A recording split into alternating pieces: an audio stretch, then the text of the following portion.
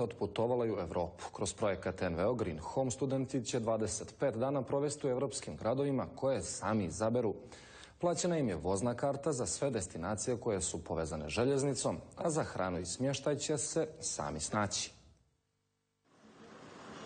Sa rancem na leđima i nešto novca u džepu, Granica Kovačević 25 dana putovaće Evropom. Tu šansu dobilo je 10 najboljih crnogorskih studenata. Moram priznati da smo svi uzbuđeni, možda pomalo i nesvjesni u kakvu se avanturu upoštamo. Avantura našeg možda i života i mladosti koja će vjerojatno biti obilježena i lijepi momentima, ali svakako će biti veliki izazov za nas da se snađemo.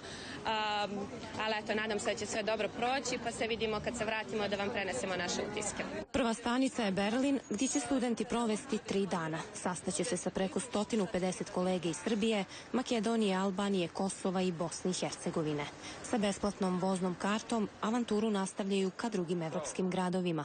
Nakon toga nam je plan da krenemo ka Amsterdamu, dok ćemo nakon toga dobro razmisliti zbog svih dešavanja u zapadnoj Evropi, da li da nastavimo ka Francuskoj, Španiji ili možda ipak istočna Evropa, gdje je situacija trenutno mnogo mirnija nego u samoj zapadnoj Evropi. Projekat Putujmo u Evropu nevladina organizacija Green Home realizuje 6. godinu za redom. Uz podršku fondacije Robert Bosch omogućava studentima završnih godina koji imaju prosjek preko 8,5 da putuju i upoznaju se sa različitim kulturama i vrijednostima.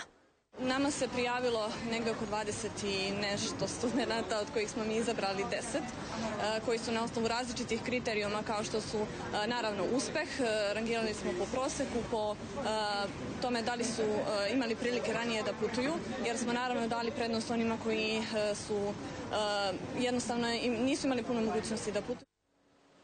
Studenti će putovati 25 dana koliko im važi besplatna vozna karta. Hranu i smještaj će sami plaćati u destinacijama koje oni izaberu. Tamara Jovović, Prva televizija.